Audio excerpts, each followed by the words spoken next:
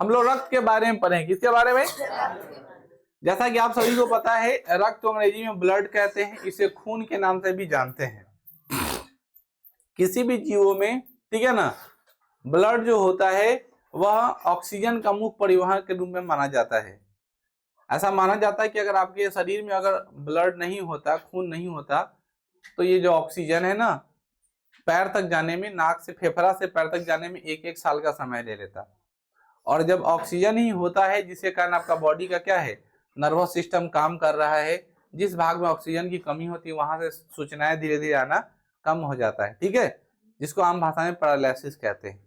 जब किसी आदमी को पैरालिसिस मारता है, इसका मतलब साफ समझ लो कि उस रास्ते से भेन जो है ना, वो क्या है, आपका जो तंत्रिका तंत्र है वो सूचना लेना बंद कर दिया है, ठीक है, ऑक्सीजन का प्रभाव उतने अच्छे से नहीं हो रहा है। इसलिए आप लोग देखते हो जब भी आपको कोई प्रॉब्लम हो तो डॉक्टर बोलता है भैया एक्सरसाइज कीजिए, ऐसे ऐसे करिए, ऐसे ऐसे करने का मतलब है ब्लड को बुलाइए। जब ब्लड आएगा, ऑक्सीजन का संचार होगा, तब को समझ में आ रहा है ना।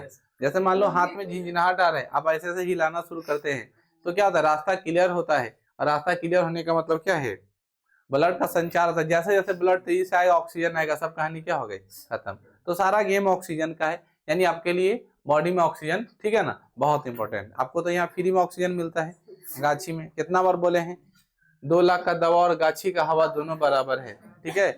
और शुद्ध ऑक्सीजन में रहते हैं, इसलिए सुबह और 1-2 किलो ऑक्सीजन पी लो, ठीक है ना, फ्री में, फ्री में, ठीक है ना। और बोतल उतल भी लेके आ जाओ भाई, ठीक है ना, और लेके चले जाओ, तरोताजा फील करोगे, ठीक है।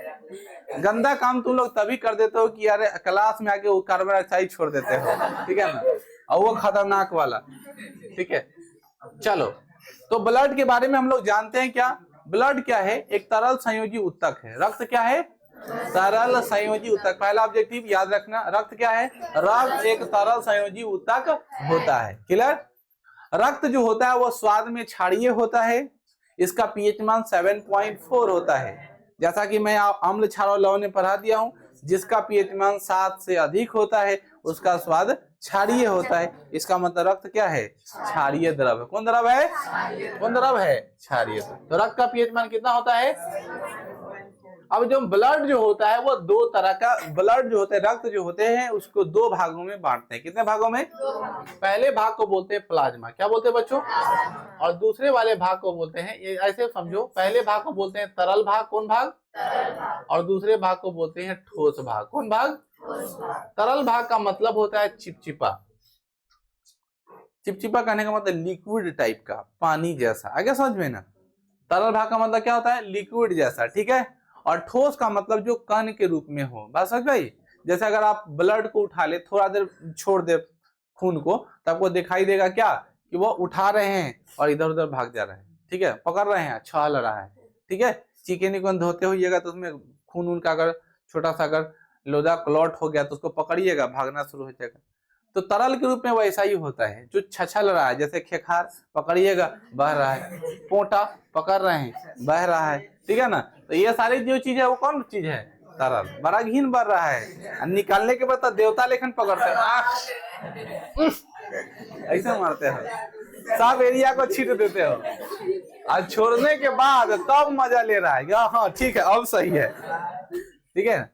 बाथरूम को सब आदमी खतरनाक समझता है, खराब समझता है ना, जब वो बाहर निकल जाएगा तब, जब तक बैठा हुआ उसको लगा हाँ बहुत अच्छा है, चलो ठीक है, फ्री हो जाने तो। देखो यहाँ, तो तरल भाग और ठोस भाग समझ में आ गया। तरल भाग का मतलब जो चिपचिपा हो, और ठोस भाग का मतलब जो कणिकाएं के रूप में हार्ड हो। Doubt clear.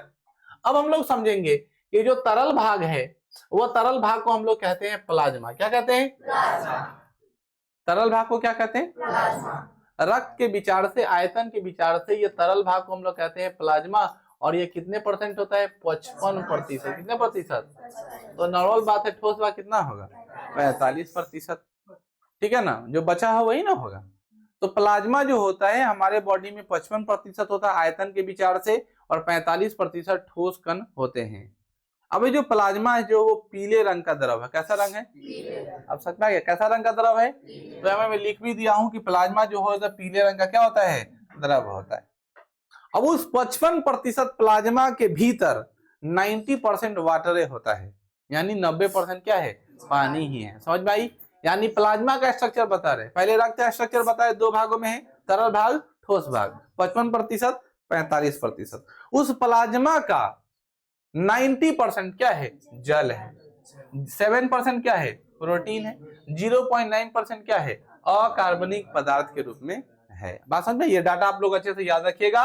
प्लाज्मा में रक्त कितने, प्लाज्मा में जल कितने प्रतिशत, 90%। प्लाज्मा में जल कितने प्रतिशत, मूत्र में जल कितने प्रतिशत, 98%। कितने प्रतिशत, कितने प्रतिशत, पेशाब में जल कितना होता है, गलत आंसर है, 96% होगा। कितना परसेंट, कितना परसेंट, समझ में आया? जल पेशाब में जो होता है वो 96% होता है और 90% किसमें होता है, प्लाज्मा में। याद हो गया?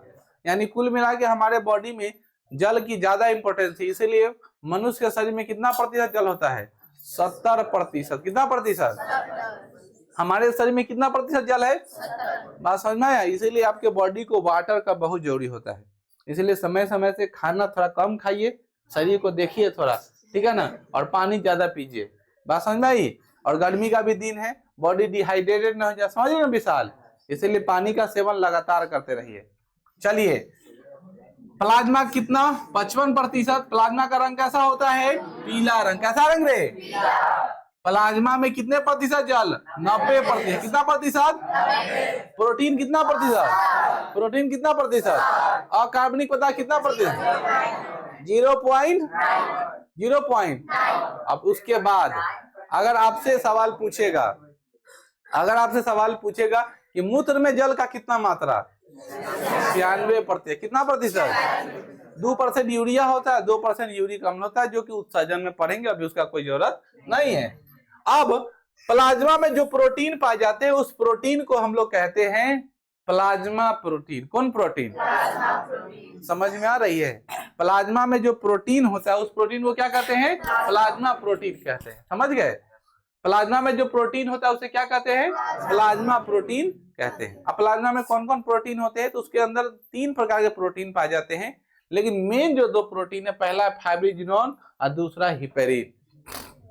यह दोनों जो है वो रक्त को थक्का बनने में मदद करता है, लेकिन दोनों का अलग अलग कहानी है। पहला ये कि हिपेरिन जो है वह शरीर के अंदर रक्त को जमने नहीं देता है। सुनाई दे रहा है? शरीर के अंदर रक्त जम जाएगा तब प्रॉब्लम है, बॉडी के अंदर रक्त जम जाएगा तो क्या होगा, प्रॉब्लम।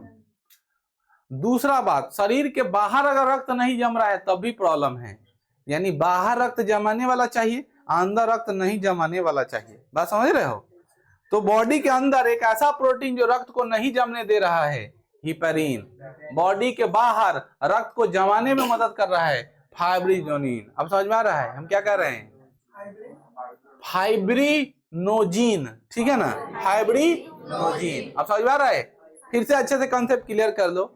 हमारे बॉडी के अंदर रक्त को जमना नहीं है और बाहर जमना है। अगर बाहर नहीं जमेगा तो हाथ कटा और तुम गए, क्योंकि थोड़ा देर ऐसे दाबले रहते, माई के माई चिल्लाते हो, कब खून बंद हो गया। तो माई के माई चिल्लाला से थोड़ा खून बंद हो जा रहा है, ई माई निकल के आ रहा है, फाइब्रिनोजन प्रोटीन के कारण क्या हो रहा है, बंद हो गया। आगे समझ में, जम हो गया और बंद हो गया। बात समझ में आई? लेकिन अगर ये नहीं रहेगा तो पूरा शरीर का खून गिर जाएगा, तो वैसे रोग को कहते हैं हीमोफीलिया। क्या कहते हैं, अभी भी जान लो, हीमोफीलिया एक आनुवंशिक रोग है जो किसी किसी लकी आदमी को धरता है, ठीक है ना। अब बीमारी किसी लकी आदमी को ना पकड़ेगा। ये आनुवंशिक रोग कहने का मतलब कि एक पीढ़ी से दूसरे पीढ़ी में फैलेगा, यानी अगर माए बाबू को है तो बेटा बेटी को श्योर होगा। ये किसी किसी आदमी को होता है, इस सब में नहीं पाया जाता, ठीक है ना। आनुवंशिक रोग वैसा रोग होता है जो एक पीढ़ी से दूसरे पीढ़ी में आता है। 9वीं कक्षा में आप लोग को पढ़ाए हैं, उसी में आता है कि हीमोफीलिया, उसी में आता है वर्णांधता, ठीक है ना। तो वर्णांधता में आदमी को कलर का प्रॉब्लम होता है, लाल और हरा रंग में पहचान नहीं कर पाता है, और लाल हरा दोनों उसको ब्लू दिखाई देता है, यानी नीला दिखाई देता है। ठीक उसी प्रकार हीमोफीलिया ऐसा रोग है जिसमें किसी भी आदमी का रक्त जमबे नहीं करता, एक बार कटा ब्लड बहना ही शुरू होगा। यानी उस अगर वो लड़का अगर आशिक हो और उसको हीमोफीलिया पकड़ा हो, ठीक है ना, और वो हाथ काट लिया तो खून का नदी बहा देगा, ठीक है ना। आशिक के लिए, ठीक है ना।